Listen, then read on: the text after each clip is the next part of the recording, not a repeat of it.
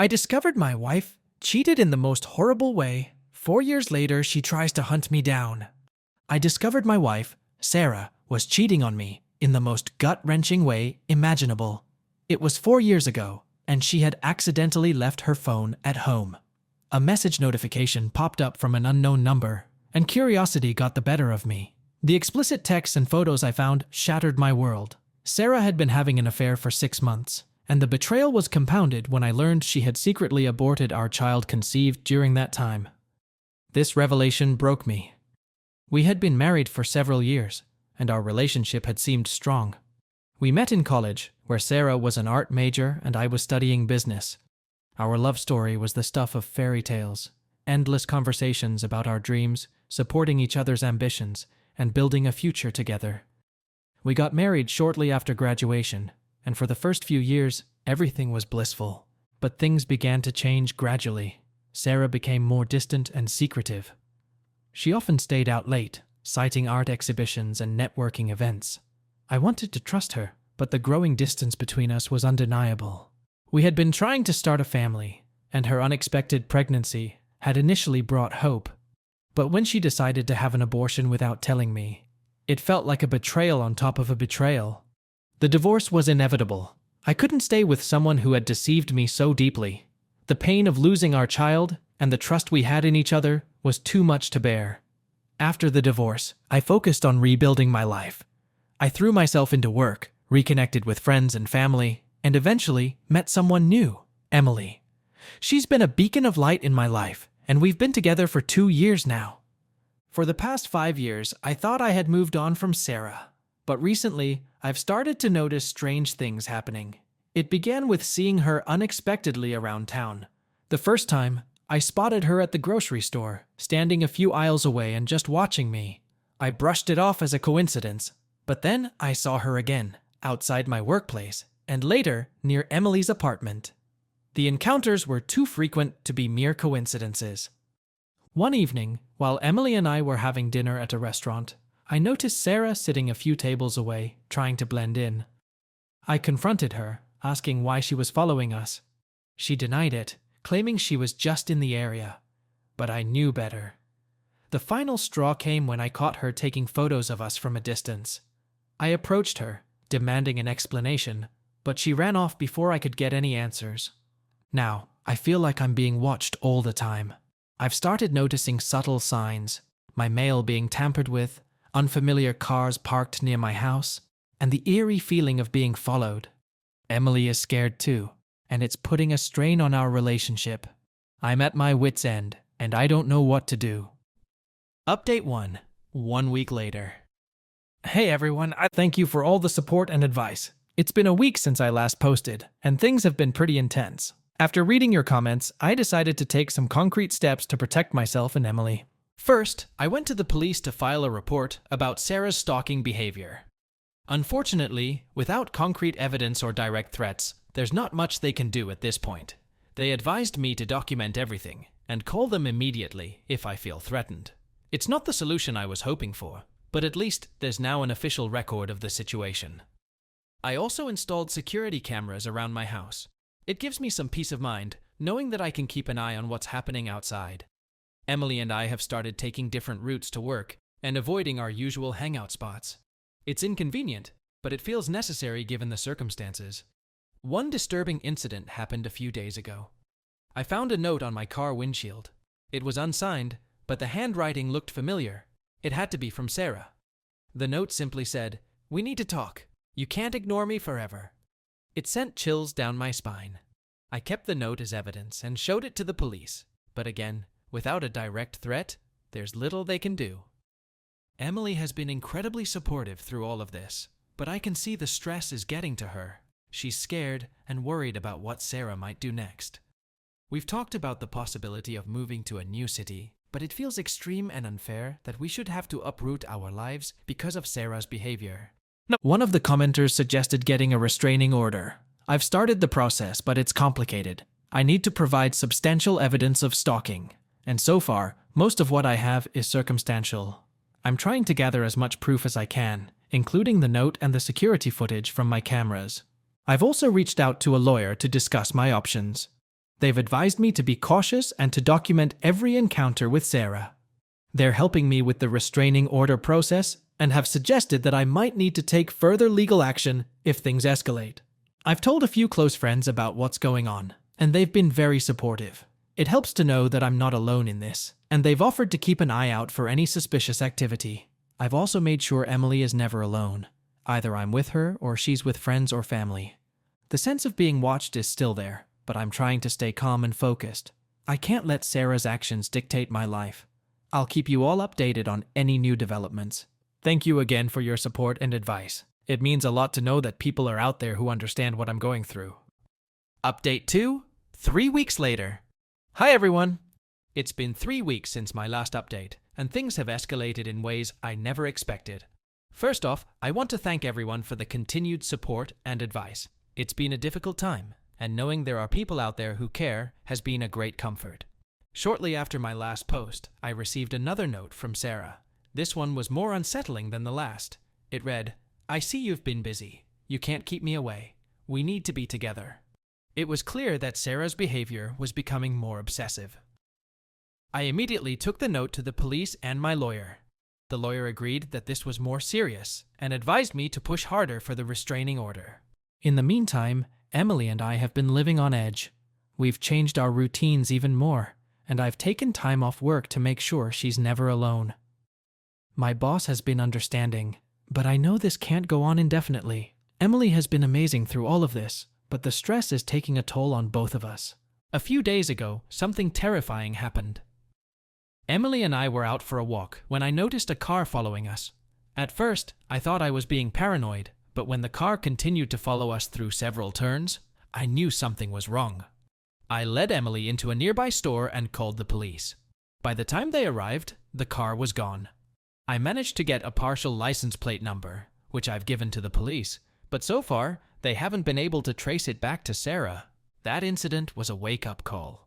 I realized we can't keep living in fear like this.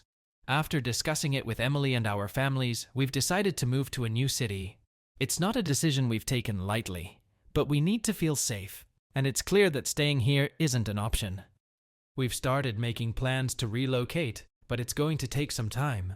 In the meantime, I'm working with my lawyer to expedite the restraining order. The new notes and the incident with the car have strengthened our case, and we're hopeful that we'll get it approved soon. Emily and I have also started seeing a therapist to help us cope with the stress. It's been helpful to have someone to talk to and to learn strategies for dealing with the anxiety and fear. We're trying to stay positive and focus on our future together, but it's hard when we're constantly looking over our shoulders. The police have been more responsive since the latest incidents, and they've increased patrols in our neighborhood. It's a small comfort, but it helps to know they're taking this seriously. They've also advised me to keep a low profile and avoid posting on social media about our whereabouts. I've taken their advice to heart and have been more cautious about what I share online.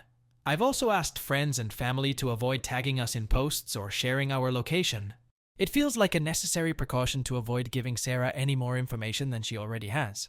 We've started looking at new places to live, hoping to find somewhere far enough away that Sarah won't be able to easily track us. It's a daunting task, but Emily and I are trying to see it as a fresh start. We've talked about the kind of home we want, the neighborhood, and the new routines we'll establish. It's a small light at the end of a very dark tunnel. I'll keep documenting everything and working with the authorities. Your support and advice have been invaluable, and I'm grateful for this community.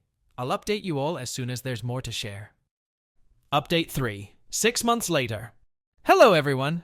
It's been 6 months since my last update, and I have a lot to share. The past half year has been a roller coaster of emotions, challenges, and unexpected turns. Thank you all for your continued support. It's helped more than you can imagine.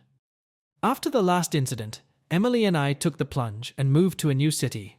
The process was exhausting and stressful, but it was necessary for our peace of mind. We found a lovely house in a quiet neighborhood, far from where we used to live.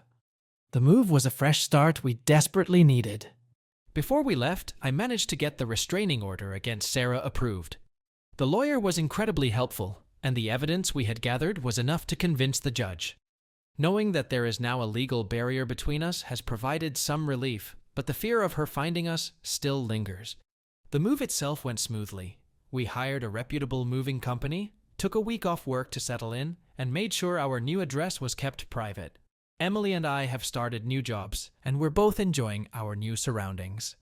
The change of scenery has done wonders for our mental health. However, the anxiety hasn't completely disappeared. For the first few months, I couldn't shake the feeling of being watched. Every unfamiliar car parked on our street, every stranger passing by our house, it all set off alarm bells. I installed additional security measures, including more cameras and an alarm system, to help us feel safe. We've also continued therapy, which has been incredibly beneficial. Our therapist has helped us develop strategies for dealing with the residual fear and anxiety. Emily and I have grown even closer through this ordeal, supporting each other and finding strength in our relationship. A few weeks ago, something unexpected happened. I received a letter from Sarah. It was forwarded from our old address, and I almost didn't open it. The contents of the letter were surprising. Sarah apologized for her actions, admitted she had been struggling with her mental health, and said she was seeking help. She promised to leave us alone and wished us happiness in our new life. While I want to believe her, I'm cautious. The trauma of the past year has left its mark, and trust doesn't come easily. I've shared the letter with my lawyer and the police, ensuring they're aware of her promise. They've advised me to remain vigilant and keep documenting any interactions, just in case. Despite the lingering fears, life is slowly returning to normal. Emily and I have started to explore our new city, making friends and building a new community. We found a great local coffee shop, joined a gym, and even started taking cooking classes together. These small joys have been a welcome distraction from the past. I've also reconnected with old friends and family, sharing more about what we've been through. Their support has been incredible, reminding me that we're not alone in this. It's been a healing process, slowly but surely. The sense of freedom in our new home is exhilarating. We've decorated the house to our liking, planted a garden, and even adopted a dog. Life feels more stable and secure, and for the first time in a long while, we're starting to dream about the future again. I'm cautiously optimistic about Sarah's promise to leave us alone. Only time will tell if she's truly changed, but I'm prepared for any eventuality. The legal protections are in place, and we've taken every precaution to ensure our safety. Thank you all for being with us on this journey. Your advice, support, and encouragement have been a lifeline. I'll continue to keep you updated, but for now, we're focusing on building a happy, healthy life together. Update for 1 year later. Hi everyone. It's been a year since I first shared my story, and I wanted to give you a final update. This past year has been transformative, filled with challenges, growth, and healing. I'm happy to report that life has taken a turn for the better. Since our move, Emily and I have settled into our new life wonderfully. Our new city has become a place of refuge and joy. We've made friends, found favorite spots, and created routines that bring us comfort and happiness. The fear and anxiety that once dominated our lives have gradually faded. Sarah has kept her promise to leave us alone. There have been no further incidents, no sightings, and no letters.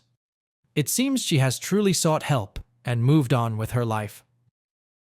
I remain cautious but hopeful that this chapter is finally closed. Our relationship has grown stronger through this ordeal. Emily and I have faced this challenge together, supporting each other every step of the way. Therapy has been a crucial part of our healing process, helping us navigate the emotional aftermath and build a solid foundation for our future. We've continued to explore our passions and interests. Our cooking classes have turned into a favorite hobby, and we often host dinner parties for our new friends. The garden we planted has flourished, providing us with fresh vegetables and herbs that we proudly use in our meals. Our dog has become a beloved member of the family, bringing us endless joy and companionship. Professionally, both Emily and I have found fulfillment in our new jobs. The change of environment has been invigorating, and we've both taken on new challenges and opportunities. The stability and satisfaction in our careers have contributed to our overall sense of well-being. Reflecting on the past year, I'm filled with gratitude for the support we've received from this community, our friends, and our family. Your advice, encouragement, and understanding have been instrumental in helping us navigate this difficult journey. Looking ahead, Emily and I are excited about the future. We're planning a vacation to celebrate our new beginning, and all we've overcome. It feels like a fresh start, and we're embracing it with open hearts. Thank you all for being part of our story. Your support has meant the world to us. For anyone going through a similar experience, know that there is hope and that you are not alone. With determination, support, and a bit of courage, you can overcome even the darkest of times. Wishing you all peace and happiness. My husband cheated on me for over 6 months, and I always knew it, but had no evidence. Until... This first post is a conclusion of the whole situation. The OP said it was okay to create this kind of story out of it, because I found it interesting. Everything goes to OP. Respect to her. I discovered my husband, John, was cheating in the most horrible way imaginable. It started with just a few suspicious thoughts, because he came home late without good excuses. We've been married for 6 years, and I thought I knew him better than anyone. But over the past few months, something has changed. John used to come home on time every day, greet me with a kiss, and we'd have dinner together. Recently, however, he's been coming home late, often with vague excuses like, I had to work late, or I was stuck in traffic. It wasn't just the lateness. It was the way he'd look at me, or rather, not look at me. He avoided eye contact, and our conversations became short and strained. My suspicions grew, and I began to notice other things. He was more protective of his phone, keeping it with him at all times and even taking it to the bathroom. He started receiving texts late at night, and when I asked who it was, he'd brush it off as work stuff. Our sex life also took a hit. John used to be very affectionate and intimate, but now he often rejected my advances, claiming he was tired or stressed. I tried to convince myself that I was just being paranoid, that he was indeed stressed with work. But the more I thought about it, the more I felt something was off. I decided to take matters into my own hands and find out what was really going on. I started by checking his phone whenever I had the chance. I'd wait until he was in the shower or asleep, but there was nothing suspicious. His call logs and messages seemed normal, with no strange numbers or texts. I felt like I was losing my mind. Maybe I was just being paranoid. Determined to find the truth, I followed him to work a few times. He was always where he said he'd be, going into the office and coming out hours later. But even then, I couldn't shake the feeling that something was wrong. I started obsessing over every little detail, trying to piece together any clues that might explain his behavior. I even talked to him about it several times, but he always reassured me that everything was fine. He laughed off my concerns and told me I was overthinking things. But his reassurances did little to quell my doubts. In fact, they only made me more suspicious. Why was he so quick to dismiss my concerns? One night, I couldn't take it anymore. I confronted him directly, telling him how I felt and asking if there was someone else. He looked at me with a mix of surprise and hurt, and for a moment, I felt guilty for doubting him. He denied everything, saying he loved me and would never do anything to hurt me.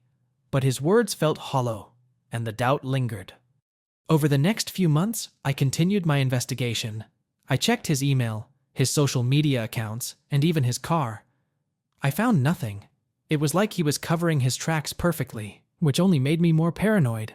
I felt like I was losing myself in this obsession, but I couldn't stop. I needed to know the truth. Our relationship continued to deteriorate. The tension between us was palpable, and the distance grew wider. We argued more frequently, and the intimacy that once defined our relationship was all but gone. I felt alone, trapped in a marriage with a man I no longer trusted. Update 1. 1 day later.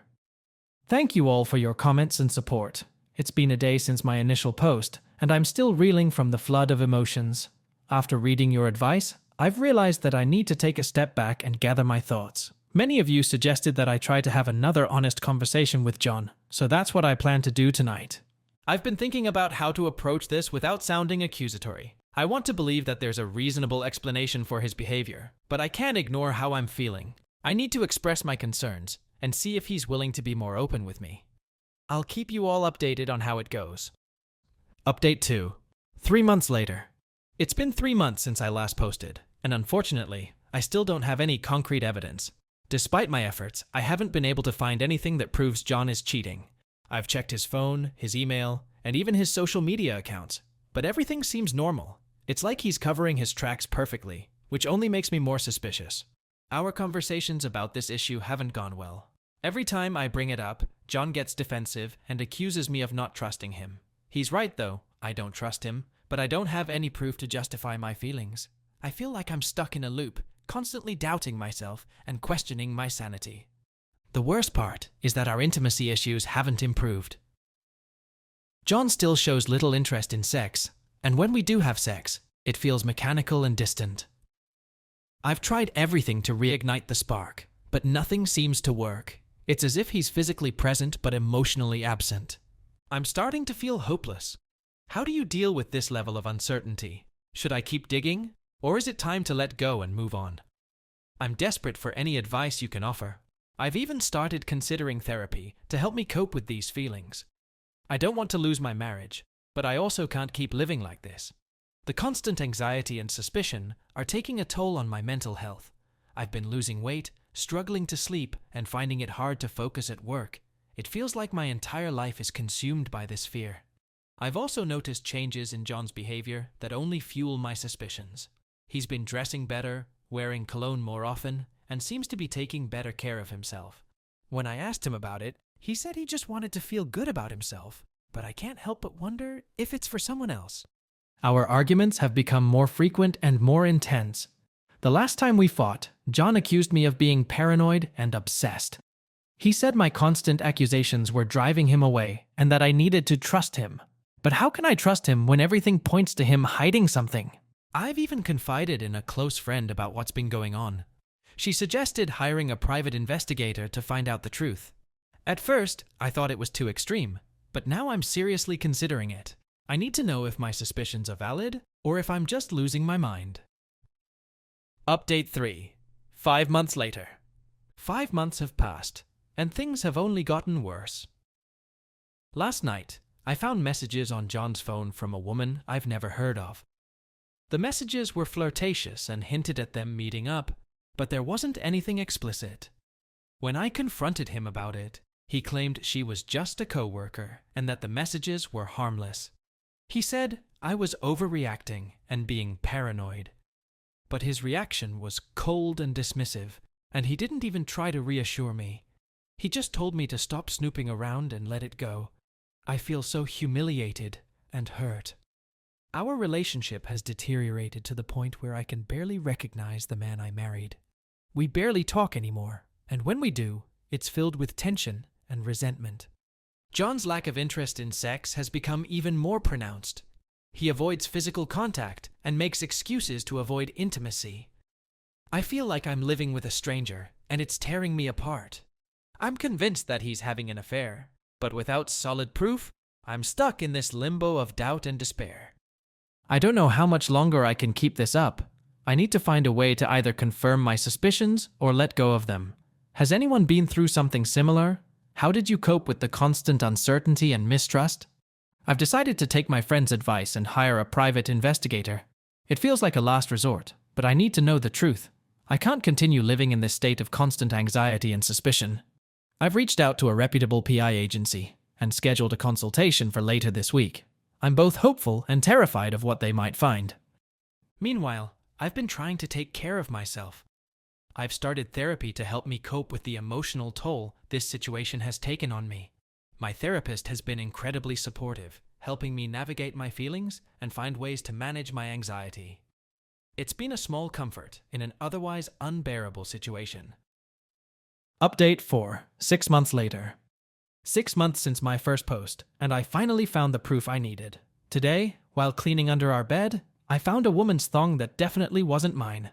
My heart sank as I held it in my hands, the final confirmation of what I had been dreading for months. There's no way John can explain this away as harmless. I confronted him as soon as he got home. I showed him the thong and demanded an explanation. At first, he tried to deny it, but when he saw the look on my face, he finally admitted to the affair. He broke down and confessed that he had been seeing someone else for almost a year. He said it started as a fling but developed into something more. He apologized and said he never meant to hurt me, but he couldn't bring himself to end it. I felt a mixture of anger, betrayal, and relief. Finally, I had the truth, but it came at such a high cost. All those months of doubt, insecurity, and sleepless nights were validated, But now, I had to face the reality of my shattered marriage. John moved out that evening. We both agreed that we needed time apart to think things through. I'm devastated, but I also feel a strange sense of peace knowing the truth. At least now, I can start to heal and decide what to do next. Update 5. 7 months later. It's been 7 months since my initial post, and my life has changed dramatically. John and I officially separated a month ago. We had a long, painful conversation about everything that had happened. He apologized again and admitted that he had been struggling with personal issues that he hadn't shared with me. He said the affair was a way to escape his problems, but he regretted it deeply. He asked if we could try to work things out, but I don't know if I can ever trust him again. The betrayal cut too deep, and the pain is still too fresh. I've been seeing a therapist to help me process everything, and it's been incredibly helpful. I'm learning to prioritize my own well-being and take things one day at a time. Despite everything, part of me still loves John. We shared so many good years together, and it's hard to let go of that. I miss the man I married, but I don't know if that man still exists. I've been spending a lot of time reflecting on our relationship and trying to understand where things went wrong. It's been a painful process, but also a necessary one. I've also been focusing on rebuilding my life. I've reconnected with old friends and started pursuing hobbies that I had neglected over the years. I've joined a yoga class, started painting again, and even took a solo trip to clear my mind. These activities have been therapeutic and have helped me regain a sense of independence. John and I have remained in contact, mostly through text and email. He continues to apologize and express his regret, but I'm not sure if I'm ready to forgive him. Trust is something that's earned, and right now, I don't know if I can ever trust him again. The wounds are still too fresh, and the fear of being hurt again is overwhelming. Emily has been incredibly supportive through all of this. She's been my rock, offering a shoulder to cry on and a listening ear. She's encouraged me to take things at my own pace and not rush any decisions. I'm grateful for her friendship and support during this difficult time.